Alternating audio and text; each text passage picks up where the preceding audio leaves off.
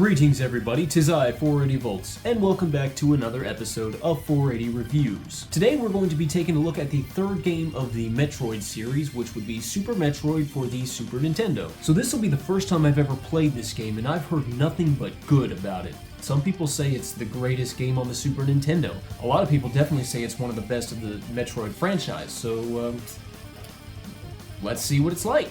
Super Metroid was developed by Nintendo's Research and Development No. 1 team under the management of Gunpei Yokoi and was released for the Super Nintendo in the year 1994. The story begins shortly after the events of Metroid 2. Samus Aran has given the baby Metroid encountered in the previous game over to the Federation's research laboratory. While studying the biological characteristics, the research team concludes that the Metroid's energy reproducing abilities could potentially benefit humanity greatly. Satisfied, Samus leaves in search of fresh bounty, however she immediately receives a distress signal from the Federation space colony. She returns to find the laboratory trash and most of the research staff dead. Upon entering the room in which the baby Metroid is kept, she encounters Ridley, the leader of the space pirates encountered in the first Metroid game. You can try and beat this guy if you want, or you can just let him pummel you down to below 30 HP, in which case the battle will end. Either way, he'll snatch the baby Metroid and haul butt out of there. Moments later, alarms begin to sound, indicating that a self-destruct sequence has begun in the space colony, giving you the traditional end-of-game escape sequence at the very beginning. Samus escapes as the station explodes behind her and follows Ridley to planet Zebes, where the space pirates have apparently rebuilt their base of operations. Samus travels through the many different regions of Zebes and battles through the many different enemies, including Kraid from the first Metroid title,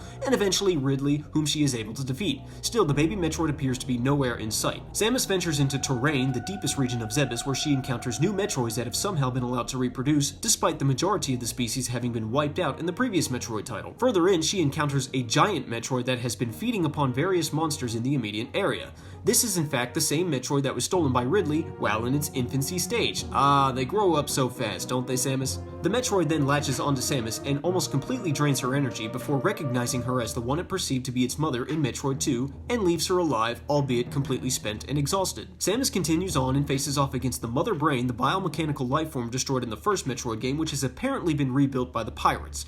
During the struggle, Mother Brain traps Samus and almost completely drains her energy. However, before it can finish her off, the giant Metroid returns and cripples Mother Brain, then latches onto Samus and begins replenishing her health, thereby confirming the Federation's theory about Metroid's energy restoring abilities. As the Mother Brain attempts to attack Samus, the giant Metroid uses its own body as a shield, thereby protecting Samus until her health and energy are completely restored. As the Metroid dies, it channels a burst of energy into Samus, significantly increasing the damage output of her blaster. Samus uses this new burst of power to finish Mother Brain off completely. However, as we all know in Metroid titles, the game does not end upon defeating the final boss. Samus races to her ship as the base collapses around her and leaves the planet before it explodes, thus ending the game. And just like the last two games, if you beat this one fast enough, Samus removes her suit and shows you the bod. The gameplay is very similar to the previous Metroid titles with exploration-based platforming. There are many different areas to explore, most of which contain collectible items and upgrades. Once all of the bosses up to and including Ridley have been defeated, the way to the final area opens. Managing where you're supposed to go is handled a bit easier this time around, as there are different colored doors, each of which require different methods of opening. Blue doors can be opened with Samus's blaster, red doors require missiles,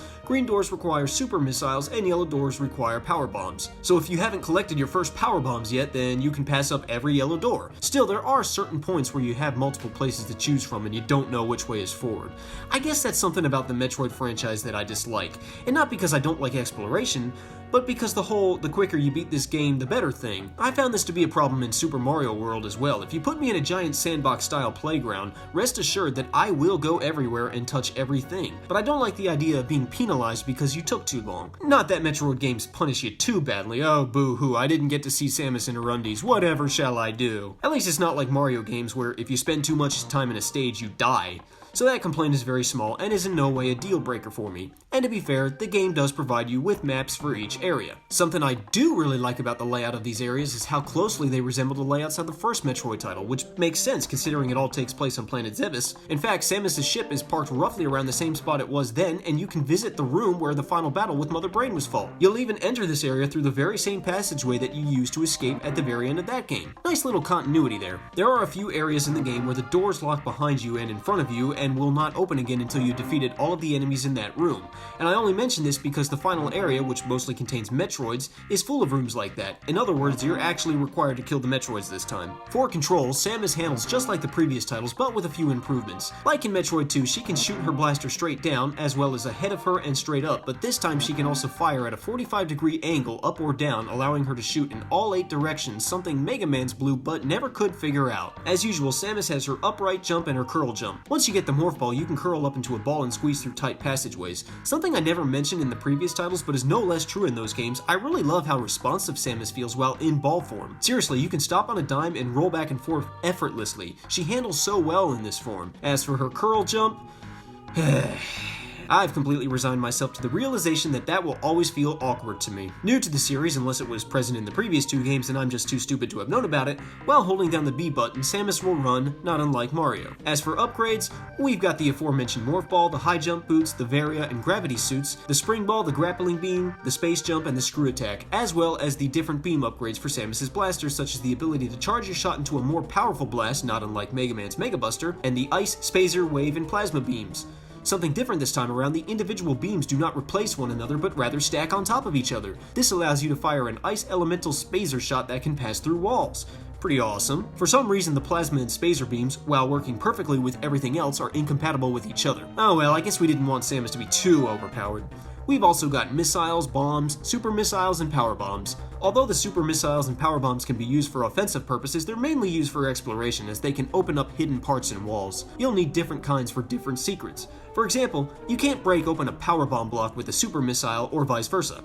And then we've got the standard E-tanks, missile pods, power bomb tanks, and super missile pods. Something else new in this game, you can go into the pause menu at any point in the game and disable each of the individual upgrades for Samus's suit, boots, or blaster. Why you would want to do this is beyond me, but just that you have the option is kind of cool, I guess. Like the previous titles, this game's difficulty is right at what I would consider to be fair level. I suppose the raw difficulty is kind of high, but the game is by no means unforgiving. Whatever you do not possess 100% of, the game makes sure to give by enemy drops. If health isn't at 100%, enemies will drop health packs left and right. If you don't have a full can of missiles, enemies will drop those. Some of the bosses can get pretty tough, but after they die, they drop about a dozen or so spoils for you to pick up, and you should be able to refill almost everything you used. Most of the enemies are easy enough to deal with, although let me just say that these side hoppers give me the absolute creeps, especially the big ones. I've decided that my favorite boss is this dragon enemy here, simply for this method of beating him. You could whittle him down with super missiles, but it is so much more satisfying and quicker to let him trap and grab you, then as soon as you can, grapple onto a broken turret and just hold it there while he gets completely fried.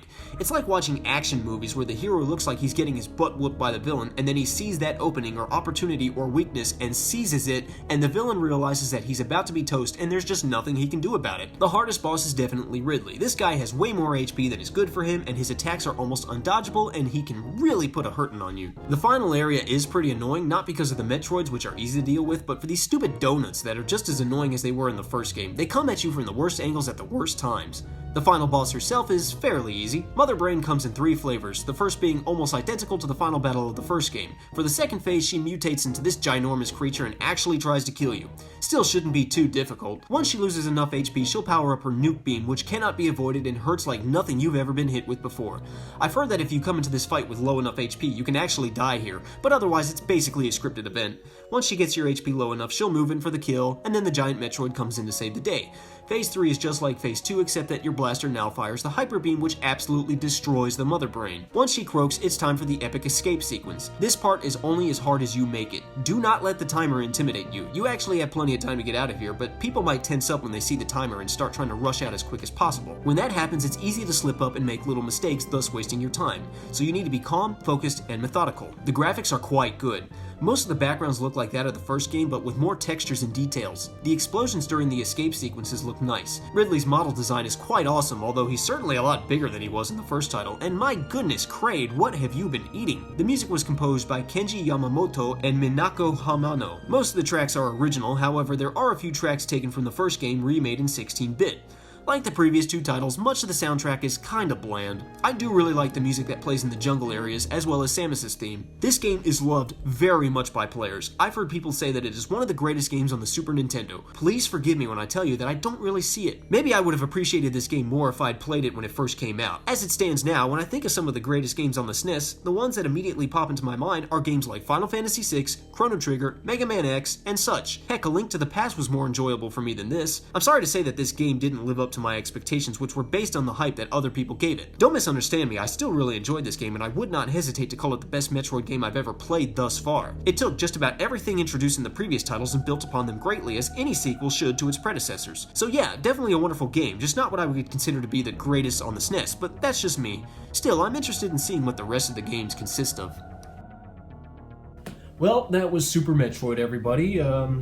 Like I said, it wasn't as good as I had hoped or anticipated, but I'm still glad I got to play it, and I'm still looking forward to the rest of the franchise, which will be a little while before we get to any more Metroid games. But yeah, thank you for watching. If you enjoyed this video, do whatever the heck you like, and I will see you in the next video. Pieces.